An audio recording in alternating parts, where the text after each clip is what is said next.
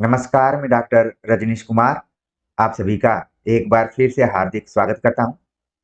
आज की video lecture में हम बात करेंगे कि यदि आप बिहार पब्लिक सर्विस कमीशन यानी बीपीएससी से कक्षा 6वीं से लेकर 8वीं तक की शिक्षक भर्ती की तैयारी कर रहे हैं, तो तैयारी करते समय हमें क्या-क्या पढ़ना है और किन-किन किताबों को पढ़ना है, उन सभी विषयों पर हम बातचीत करेंगे। सबसे पहले विज्ञापन को आधार बनाते हुए हम कुछ महत्वपूर्ण बिंदुओं पर बातचीत करेंगे ताकि हम बेसिक तौर पर इस परीक्षा के लिए अपने मानसिक स्तर या फिर अपने मन को तैयार कर सकें। मैं उम्मीद करता हूं कि आप सभी इस परीक्षा का रजिस्ट्रेशन करना शुरू कर दिए होंगे और समय के अनुसार इसके फॉर्म को भी अप्लाई कर देंगे। जब आप विज्ञापन देखेंगे तो इसमें लिखा गया है कि विद्यालय अध्यापक के स्नातक कोटि कक्षा 6वीं से 8वीं, मध्य विद्यालयों में स्नातक कोटि 6वीं से 8वीं के विद्यालय अध्यापक की विषयवार निम्न पद होंगे। यानी कक्षा 6वीं से 8वीं तक की जो वैकेंसी है, इसको भी 3 भागों में बांटा गया है। गणित एवं विज्ञान विद्यालय अध्यापक पहली कैटेगरी है, सामाजिक विज्ञान विद्यालय अध्यापक दूसरी कैटेगरी है, भाषा विद्यालय अध्यापक ये तीसरी कैटेगरी है। 3 तरीके की कैटेगरी है कक्षा 6वीं से 8वीं तक पढ़ाने के लिए। तो अब आपको निर्धारित करना है कि आप किस कैटेगरी के अंतर्गत आते हैं। जिन्होंने बीएससी किया होगा वो पहली कैटेगरी में आ जाएंगे, जो सोशल साइंसेज पढ़े होंगे, सामाजिक विज्ञान पढ़े होंगे, वो दूसरे कैटेगरी में आएंगे। जो हिंदी, संस्कृत, अंग्रेजी, उर्दू, बांग्ला इन भाषा परक विषयों का अध्ययन किए होंगे, वो तीसरी कैटेगरी में आ जाएंगे। तो एक चीज क्लियर हुआ कि आप कक्षा 6वीं से 8वीं तक का फॉर्म जब आप अप्लाई करेंगे तो उसमें बताएंगे कि आप विज्ञान से हैं, सामाजिक विज्ञान से हैं या फिर भाषा से हैं। नीचे नियुक्ति हेतु न्यूनतम शैक्षणिक एवं प्रशैक्षणिक अर्हता दी गई है कि स्नातक होना चाहिए। एक चीज आपको ध्यान में रखना है कि 6वीं से लेकर 8वीं तक जो आप पढ़ाने की तैयारी कर रहे हैं, शिक्षक बनने की तैयारी में है, उसमें आपको हर हालत में बीए होना है, साथ में बीएड की डिग्री, ठीक है। और इसके बाद सी टेट या फिर बिहार का जो टेट है उसको पास होना है, ठीक है। जब आप फॉर्म अप्लाई करेंगे तो ऑप्शन खुल जाएंगे। तो मोटे तौर पर बीए, जिसमें कि लिखा गया कि 50% अंकों सहित आपको होना चाहिए, साथ में बीएड होना चाहिए। फिर अलग अलग भी न्यूनतम योग्यता यहाँ पर दी गई है। कोई यहाँ पर 1 वर्षीय बीएड किया होगा, वर्तमान समय में 2 वर्षीय बीएड चल रहे हैं। कई जगहों पे डीएलएड या फिर बीएलएड 4-4 वर्षों के होते हैं। तो सबको ध्यान में रखते हुए यहाँ पर क्राइटेरिया दी गई है। उन क्राइटेरिया को आपको अपने ध्यान में रखना है और उस हिसाब से देखना है कि आप किस में आ रहे हैं, ठीक है। अब हम बात करेंगे यहाँ पर, कई विद्यार्थी कमेंट्स भी कर रहे हैं और फोन कॉल्स इत्यादि भी करके पूछ रहे हैं कि अगर वो कक्षा 6वीं से 8वीं तक फॉर्म भरना चाहते हैं तो उनका जो विषय कॉम्बिनेशन है, कॉम्बिनेशन को लेकर भी कई बार डाउट सा हो रहा है कि हमें 2 साल पढ़ना है या फिर 3 साल पढ़ना है, क्या करना है। तो आप देखेंगे कि हमारे भारत में विश्वविद्यालयों में 2-3 तरीके की कैटेगरी दिखाई पड़ती है। कई जगहों पे ऑनर्स की पढ़ाई होती है। जैसे मैं उदाहरण के लिए आपको बताऊं, बीएचयू, इसमें ऑनर्स की पढ़ाई होती है। डीयू में आप देखेंगे कि कई जगहों पे ऑनर्स है और कई जगहों पे प्रोग्राम कोर्सेज भी कराए जाते हैं, जिसमें आप एक सब्जेक्ट कॉम्बिनेशन चुनते हैं और उसमें से 2 साल तीनों विषय को पढ़ते हैं और फिर आखिर में एक विषय आप चुन लेते हैं। कई जगह विश्वविद्यालयों में है कि आप 2 साल तीनों विषय पढ़े और आखिर में भी 2 विषय पढ़े और अंत में आप ग्रेजुएशन की डिग्री पा गए। जैसे गोरखपुर विश्वविद्यालय इत्यादि है या फिर पूर्वांचल विश्वविद्यालय का मैं उदाहरण लूं, तो अगर आप 3 विषय पढ़ रहे हैं, उसमें से 2 विषय दोनों साल पढ़े और थर्ड में जाकर, बल्कि 2 विषय तीनों साल पढ़े और थर्ड में जाकर भी 2 विषय पढ़े। इस तरीके का भी देखने में आता है। तो मोटे तौर पर आपको ध्यान में ये रखना है कि आप उस विषय को 2 साल, कम से कम 2 विषय स्नातक स्तर पर पढ़े हों। 1 साल पढ़ने पर आपको कोई लाभ नहीं होने वाला है, या तो आप 2 साल पढ़े हो या फिर 3 साल पढ़े हो। तमाम जो भी परीक्षाओं में फॉर्म भरे जाते हैं उसके आधार पर यही कहा जा सकता है कि कम से कम 2 साल या 3 साल आप उस विषय को स्नातक यानी बीए में जरूर पढ़ें। ठीक है, तो यहाँ पर लिखा गया कि भाषा विषय के विद्यालय अध्यापक के लिए स्नातक स्तर पर प्रतिष्ठा यानी ऑनर्स होना चाहिए, या फिर आनुषंगिक, जिसको कि हम सब्सिडरी विषय के रूप में जानते हैं, आपको पठित होना चाहिए या फिर आप पढ़े हो। ठीक है, तो जब आप स्नातक करेंगे तो स्नातक ऑनर्स करेंगे तो 3 साल पढ़ेंगे, और जब आप सब्सिडरी पढ़ेंगे तो 2 साल। तो यही कॉम्बिनेशन है, 3 साल और 2 साल का कॉम्बिनेशन है। इसी को आपको ध्यान में रखते हुए फॉर्म को अप्लाई करना है। इसी तरीके से सामाजिक विज्ञान में भी यही बात कही गई है, और विषयों का नाम दिया गया है इतिहास, भूगोल, राजनीति शास्त्र, दर्शन शास्त्र, अर्थशास्त्र, वाणिज्य, मनोविज्ञान, समाजशास्त्र, गृह विज्ञान, ये सब नाम दिए गए हैं। और कहा गया है कि स्नातक के दौरान कम से कम 2 विषय स्नातक स्तर पर आपको आप पढ़े हों।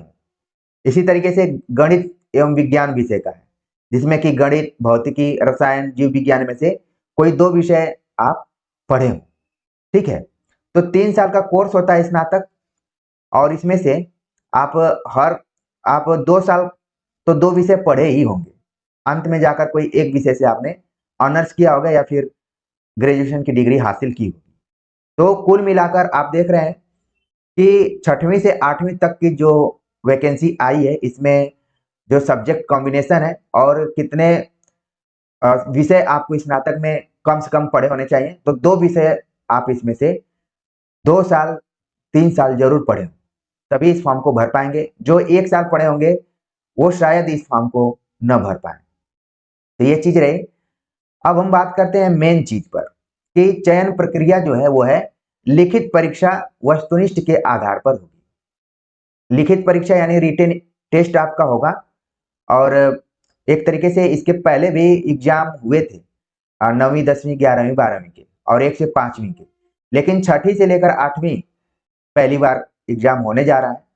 तो आप देखेंगे कि लिखित परीक्षा जो कि वस्तुनिष्ठ पैटर्न पर आधारित होगी, और इसमें बताया गया है कि 3 भागों में आपका पेपर होगा। पहले भाग में 30 प्रश्न होंगे, दूसरे भाग में 40 प्रश्न, तीसरे भाग में 80 प्रश्न, जिसमें कि आप देख रहे हैं कि जो पहला भाग है वो भाषा का है, और इसमें आपको क्वालिफाई होना बहुत ही अनिवार्य है। अभी मैं विस्तार से बात करूंगा। दूसरा भाग है सामान्य अध्ययन का, ठीक है, और तीसरा भाग है जिस विषय से आप फॉर्म अप्लाई करेंगे। यहाँ पर एक चीज देखने में आ रही है कि पहले से निर्धारित है कि अगर आप साइंस से ग्रेजुएशन किए हैं तो साइंस के विषय रहेंगे, आप सोशल साइंस से किए हैं तो सोशल साइंस के, और अगर आप लैंग्वेज से पढ़े हुए हैं तो लैंग्वेज पहले से ही क्लियर कर दिया गया। ठीक है, कई जगहों पे ये क्लियरिटी नहीं होती है। आप बीए होते हैं, बीएड होते हैं, फॉर्म अप्लाई कर देते हैं और आपका चयन भी हो जाता है, लेकिन यहाँ पर क्लियर किया गया है ताकि आप उसी विषय के अनुसार ही फॉर्म भरें, वरना अगर आप गलत भर देते हैं तो फिर आपको आगे मुश्किल हो सकती है। तो जो आपका पेपर होगा 3 भागों में बटा होगा, कुल 150 प्रश्न होंगे, 150 प्रश्न होंगे, 2.5 घंटे का समय होगा, और 150 अंक के, यानी कि हर प्रश्न आपका 1 अंक का होगा। ठीक है, इसी विज्ञापन में 2 तरीके के फॉर्म निकले हुए हैं, एक शिक्षा विभाग से निकला हुआ है और दूसरा फॉर्म निकला हुआ है पिछड़ा वर्ग एवं अति पिछड़ा कल्याण विभाग से। एक कल्याण विभाग से फॉर्म है और एक शिक्षा विभाग से। तो ज्यादातर विद्यार्थी शिक्षा विभाग वाले ही फॉर्म के लिए अर्ह होंगे, योग्य होंगे। तो इस चीज को भी आपको ध्यान में रखना है। जैसा कि मैंने बताया कि पेपर 3 भाग में बटे हैं, भाग 1, भाग 2, भाग 3। भाग 1 भाषा यानी लैंग्वेज पर आधारित है। जब आप फॉर्म भरेंगे तो उसमें 3 लैंग्वेज दिया गया है, हिंदी, अंग्रेजी और बांग्ला। मैंने जब फॉर्म देखा तो यही 3 ऑप्शन आ रहे थे उसमें। ठीक है, अंग्रेजी, हिंदी, उर्दू, बांग्ला का भाषा का व्यवहारिक ज्ञान आपको होना चाहिए, यानी कि थोड़ा बहुत आपको इन भाषाओं से संबंधित व्यवहारिक ज्ञान, व्याकरण और साहित्य दोनों की जानकारी होनी चाहिए। ठीक है, बहुत ही बेसिक सवाल पूछे जाएंगे, आपको इसमें कम से कम 30% अंक हासिल करने पड़ेंगे, तभी आप भाषा वाले पेपर में क्वालिफाई करेंगे। वरना आप सभी पेपर में पास हो गए, इसमें पास नहीं होंगे तो हो सकता है कि आपका रिजल्ट ना आए। तो इस चीज को आपको ध्यान में रखना है। भाग 1 को बिल्कुल सीरियसली आपको ध्यान में रखना है कि इसमें कम से कम 30% आपको अंक लाने हैं। ठीक है, अब यहाँ पर आप देख रहे हैं कि 30 सवाल इससे आएंगे, तो इसका 30% कितना होगा उसको आप अपने ध्यान में रख लीजिए। भाग 2 सामान्य अध्ययन के लिए प्राथमिक गणित, मानसिक क्षमता परीक्षण, सामान्य जागरूकता, सामान्य विज्ञान, सामाजिक विज्ञान, भारतीय राष्ट्रीय आंदोलन, भूगोल और पर्यावरण शामिल है। जो सामान्य अध्ययन का यहाँ पर सिलेबस दिया गया है, वैसे हम जब जीएस कहते हैं तो इसका सिलेबस बड़ा लंबा चौड़ा हो जाता है, लेकिन यहाँ पर थोड़ा सा आपको संकेत दे दिया गया है कि क्या क्या प्रश्न रहेगा। पहले तो रहेगा प्राथमिक गणित, जिसको कि हम अंक गणित भी कहते हैं। इसके बाद होगी रीजनिंग, ठीक है। फिर सामान्य विज्ञान से भी रिलेटेड सवाल रहेंगे, खासतौर से जो बायोलॉजी का पोर्शन होता है वही ज्यादा सवाल रहता है। सामाजिक विज्ञान में इतिहास, भूगोल, पॉलिटिकल साइंस, इकोनॉमिक्स, इन सबसे सवाल रहेंगे। और भारतीय राष्ट्रीय आंदोलन, जो कि इतिहास का ही एक छोटा सा अंग है, लेकिन इसको आप देखेंगे कि तमाम परीक्षाओं में विशेष रूप से शामिल किया जाता है, तो इसको आपको रखना है, यहां से सवाल आएगा ही आएगा। भूगोल, फिर पर्यावरण से रिलेटेड भी क्वेश्चन आते रहते हैं, दिवस से रिलेटेड आ जाएगा, या फिर कोई समिट या अधिवेशन हुआ है उससे रिलेटेड सवाल आते हैं। तो भाग 2 में आपको कोई यहाँ पर कट ऑफ नहीं दिया गया कि कितना प्रतिशत लाना है। सामान्य रूप से आप जितना अधिकतम अंक लाएंगे उतना ही आपके लिए बेहतर होगा, लेकिन भाषा वाले में आप देख रहे हैं कि यहाँ पर दिया हुआ है, इसको आप अपना नोट कर लीजिए। भाग 3 में दिया हुआ है कि मध्य विद्यालय के अध्यापकों के लिए एक विषय पत्र है, जिसके बारे में हमने चर्चा की कि 80 सवाल होंगे इस विषय पत्र से। उम्मीदवारों द्वारा इन पत्रों में से किसी एक पत्र का चुनाव करना है।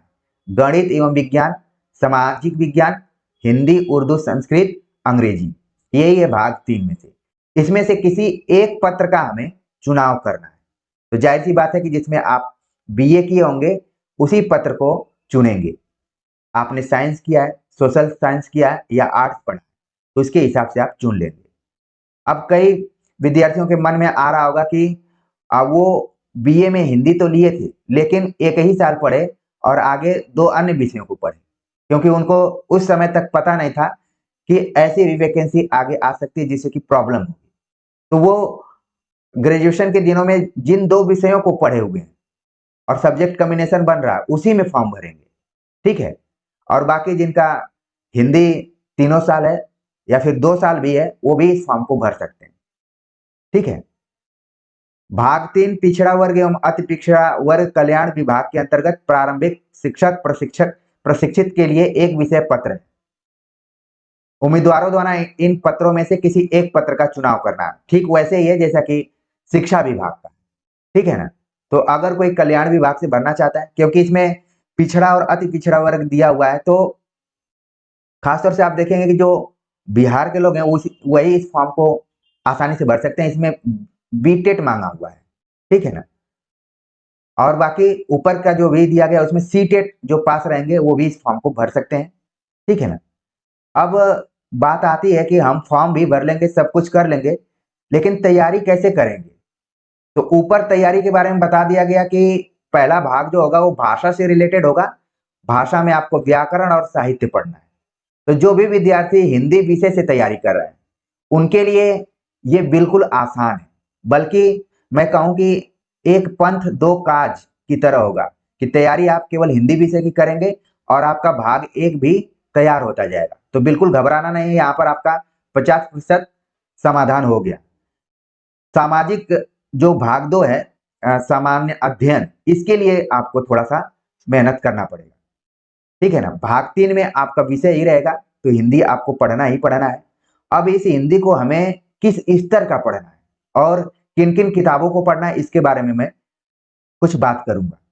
तो यहाँ पर लिखा गया है कि उपरोक्त विषय पत्रों के पाठ्यक्रम SCERT, NCERT से संबंधित होंगे, लेकिन इसका स्तर उम्मीदवार हेतु निर्धारित न्यूनतम अर्हता के आलोक में होगा। ये पॉइंट आपको बहुत सावधानी से पढ़ने की जरूरत है। इसमें बताया गया कि जो पेपर होगा वो एससीईआरटी एनसीईआरटी के पैटर्न पर आधारित होगा, लेकिन इसका स्तर जो होगा वो बीए लेवल पर होगा। यानी कि आप बीए और बीएड साथ में सीटेट पास करके या फिर बीटेट पास करके इस फॉर्म को अप्लाई कर रहे हैं तो उसका स्तर इसी टाइप का होगा। ये नहीं कि बहुत आसान प्रश्न पूछ लिए जाएंगे, थोड़ा बहुत आपको अनुमान कक्षा 9वीं और 10वीं या फिर 11वीं 12वीं का जो पेपर हुआ था उससे आप लगा सकते हैं कि पेपर में उस समय भी यही दिया गया था कि जो पाठ्यक्रम होगा वो एससीईआरटी एनसीईआरटी पर आधारित होगा। लेकिन जब हमने क्वेश्चन पेपर देखा, सिर्फ देखा ही नहीं बल्कि इस चैनल पर अपलोड भी किया है और एक उसका रिव्यू या फिर मूल्यांकन किया है कि किस तरीके के प्रश्न पूछे गए, तो आप देखेंगे कि प्रश्नों का जो लेवल है वो आपके ग्रेजुएशन पोस्ट ग्रेजुएशन के लेवल के बराबर है।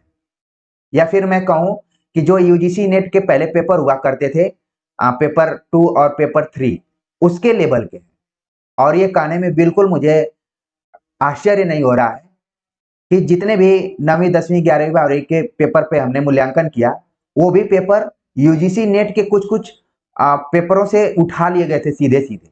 जैसे धीरेन्द्र वर्मा वाला जो प्रश्न आया हुआ था भाषा विज्ञान से रिलेटेड, वो आप देख रहे थे कि यूजीसी नेट में पहले ही पूछा जा चुका है।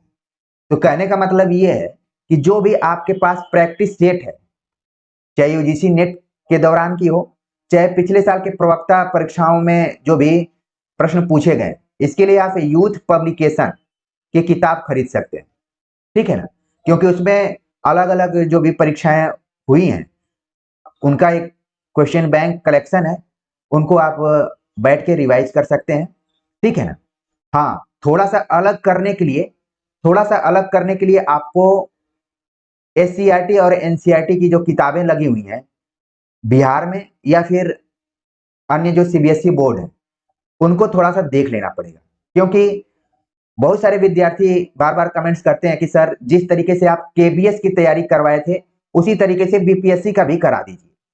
तो केबीएस ने जो कहा वो किया, केबीएस ने जो सिलेबस निर्धारित किया था उस सिलेबस से मुश्किल से एक आध सवाल इधर उधर से पूछा होगा, लेकिन पूरे सवाल अपने सिलेबस को ध्यान में रखते हुए बनाया था, इसलिए इसकी तैयारी हमने बहुत विधिवत तरीके से करा दी। तो इसका लाभ आप एनसीईआरटी के रूप में उठा सकते हैं। ऐसा नहीं है कि थंबनेल पर केबीएस लिखा हुआ है तो वो आपके लिए नहीं है, वो भी आपके लिए। तो केबीएस की तैयारी इसलिए हमने बहुत आसानी से करा दी कि उसने जो कहा वो किया। और यहाँ पर देखिए बहुत क्लियर नहीं है कि हिंदी विषय का पाठ्यक्रम क्या होगा, कहाँ से सवाल पूछा जाएगा। तो इसलिए आपको एक और एंगल से पहले तो प्रैक्टिस सेट आपको करना है, ठीक है। दूसरा एक एंगल है कि आपने जो भी बीए और एमए में पढ़ा होगा हिंदी के दौरान, खासतौर से हिंदी साहित्य का इतिहास तो आपने विशेष तौर पर पढ़ा ही पढ़ा होगा। तो कोई भी एक हिंदी साहित्य का इतिहास आप अपने पास रखिए, उससे संबंधित वन लाइनर किताब भी आप रखे होंगे, जिसमें कि हिंदी साहित्य के इतिहास की अगर मैं चर्चा करूं तो आप नगेंद्र की बुक अपने पास रख लीजिए, ठीक है। और इस चैनल पे मैंने आचार्य रामचंद्र शुक्ल बच्चन सिंह की किताबों का भी जिक्र किया हुआ है, और सिर्फ जिक्र नहीं किया है बल्कि बच्चन सिंह की पूरी किताब पढ़ा दी है। आचार्य रामचंद्र शुक्ल पे लगातार मैं जो प्रमुख रचनाएं हैं प्रमुख कवि हैं उनको ध्यान में रखते हुए पढ़ाता रहता हूं, तो उनको भी आप समय निकाल कर देखिए, ठीक है।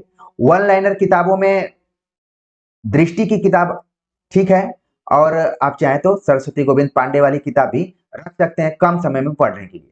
रिवीजन के लिए ये दोनों किताबें ठीक हैं क्योंकि आपके पास समय कम है, ठीक है। फिर भी हम देखते हैं कि अगर 6वीं से 8वीं तक की तैयारी हम कर रहे हैं शिक्षक बनने के लिए, तो कौन कौन सी किताब लगी हुई है जो कि आप खरीद सकते हैं या फिर पढ़ सकते हैं। वैसे जो यहाँ पर किताब लगी है कक्षा 6वीं की किसलय भाग 1 भाग 2 और भाग 3 पढ़ने आपको 6वीं 7वीं और 8वीं क्लास में। ये किताब आपको किसी शॉप या दुकान पर नहीं मिल पाएगी, क्योंकि सरकार ने इस पे पाबंदी लगा दी है। वो खुद वितरण करते हैं विद्यालयों में जाके, सरकार द्वारा ही इसका वितरण किया जाता है, ठीक है ना। क्योंकि इस किताब को मैं भी खोज रहा था, तो मैंने दुकानदार से बात की तो उन्होंने कहा कि ये किताब अब हम लोग नहीं बेचते हैं, सरकार खुद बच्चों को देती है। लेकिन वेबसाइट है SCERT की, SCERT की वेबसाइट पर आप जाएंगे तो इस किताब को आप वहां देख सकते हैं, जिसका कि लिंक मैं दे दूंगा, ठीक है ना। तो किसलय भाग 1 आप देखेंगे कि दिया गया है। इसकी जो पाठ सूची है यानी इंडेक्स है, उसमें आप देखेंगे अरमान, जिसके लेखक हैं राम नरेश त्रिपाठी, कविता है। असली चित्र कहानी है, ये संकलित की गई है। चिड़िया कविता है RC प्रसाद सिंह। हॉकी का जादूगर संस्मरण है मेजर ध्यानचंद। हार की जीत कहानी है सुदर्शन। तुम कल्पना करो कविता गोपाल सिंह नेपाली। पिता का पत्र पुत्र के नाम पत्र लेखन में है मोहनदास करमचंद गांधी। मंत्र कहानी है प्रेमचंद। बाल लीला कविता सूरदास। भीष्म की प्रतिज्ञा एकांकी है वंशीधर श्रीवास्तव की। सरजू भैया कहानी है रामवृक्ष बेनीपुरी। रहीम के दोहे कविता रहीम द्वारा। दादा दादी के साथ कहानी है नीलिमा सिन्हा की। डॉक्टर भीमराव अंबेडकर जीवनी है, यह संकलित की गई है। भूल गया है क्यों इंसान कविता है हरिवंश राय बच्चन का। स्वार्थी दानव कहानी है ऑस्कर वाइल्ड द्वारा। फसलों का त्योहार निबंध है, यह भी संकलित किया गया है। शेर शाह का मकबरा यात्रा वृत्तांत है, यह पाठ्य पुस्तक बिहार द्वारा संकलित की गई है। बसंती हवा कविता है केदारनाथ अग्रवाल। फिर पहेलियां कुछ दी गई। तो आपने देखा कि किसलय भाग 1 कुल 20 बिंदुओं या चैप्टर्स में बटा हुआ है, और इसमें से सभी चैप्टर्स आपके लिए बहुत ज्यादा इंपॉर्टेंट नहीं है, लेकिन खासतौर से जैसे राम नरेश त्रिपाठी का है, RC प्रसाद सिंह, सुदर्शन, गोपाल नेपाली, प्रेमचंद, वंशीधर श्रीवास्तव, रामवृक्ष बेनीपुरी, ठीक है, हरिवंश राय बच्चन, केदारनाथ अग्रवाल, इन सभी को तो आपको याद रखना पड़ेगा, ध्यान में रखना पड़ेगा। वैसे भी आप हिंदी साहित्य का इतिहास पढ़ेंगे तो इन सभी लेखकों कवियों को आपको ध्यान में रख के जाना ही पड़ेगा। लेकिन जब आप किसी खास राज्य के प्रवक्ता की तैयारी करते हैं, वहां शिक्षक बनने की तैयारी करते हैं, तो वहां पर जो किताबें चल रही हैं अगर उनको ध्यान में रख लेते हैं तो और आप क्या होंगे, कॉन्फिडेंट होंगे। क्योंकि विज्ञापन में पहले ही बता दिया गया है कि पैटर्न क्या होगा, SCERT पर आधारित होगा। मान लीजिए आपको चकमा देने के लिए या फिर आपको चमत्कृत करने के लिए हो सकता है कि इन्हीं किताबों से सवाल पूछ लिया जाए, तो बाद में आपको पश्चाताप न करना रहे, इसलिए समय रहते आप इन किताबों को एक नजर जरूर देखिए, ठीक है ना।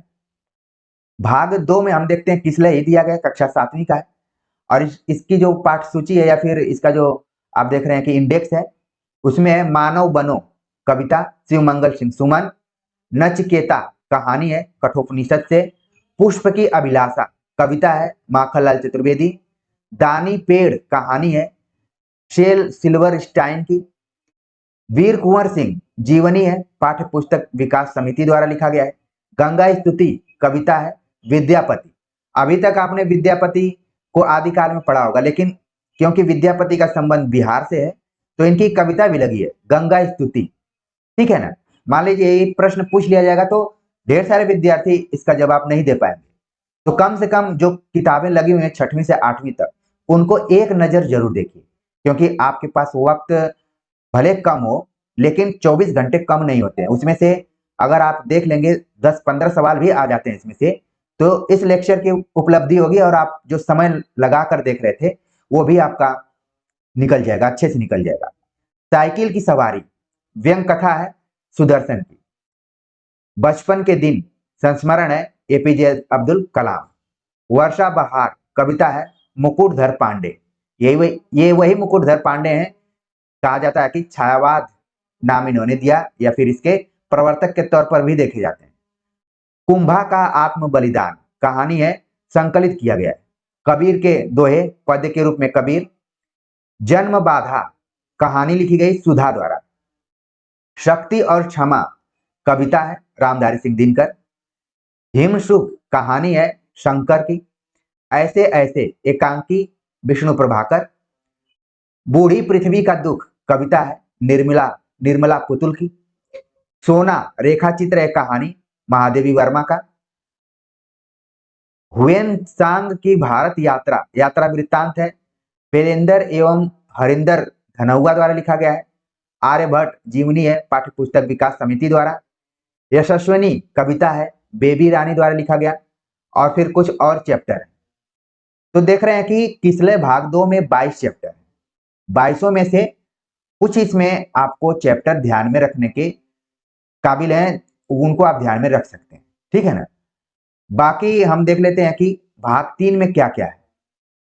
भाग 3 का इंडेक्स मुझे नहीं मिला, इसलिए मुझे इसको वेबसाइट से लेना पड़ा।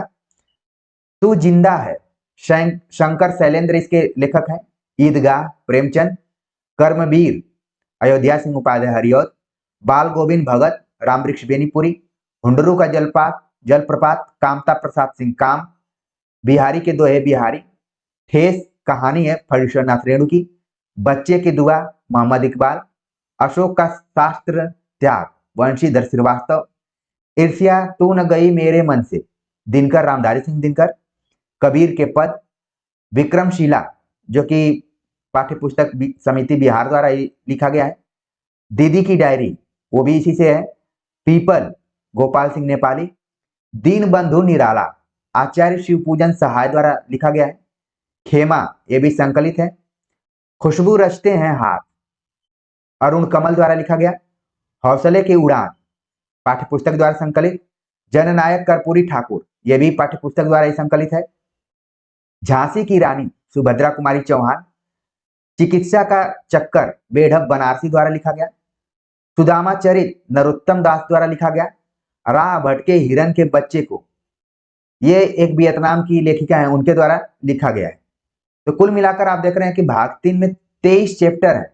इसमें से सभी चैप्टर महत्वपूर्ण नहीं है, लेकिन कुछ ऐसे नाम जो कि आपको हिंदी साहित्य में सुनाई देते हैं, दिखाई पड़ते हैं, उनको कम से कम आप अपने ध्यान में रखिए, ताकि अगर यहाँ से इस तीनों भागों से भाग 1 भाग 2 भाग 3 से अगर 5-5 सवाल 15 सवाल भी आ जाते हैं तो बहुत अंतर कर देंगे।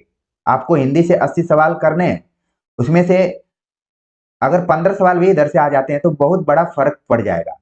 तो एक नजर आप इस पे डालेंगे तो ज्यादा बेहतर होगा।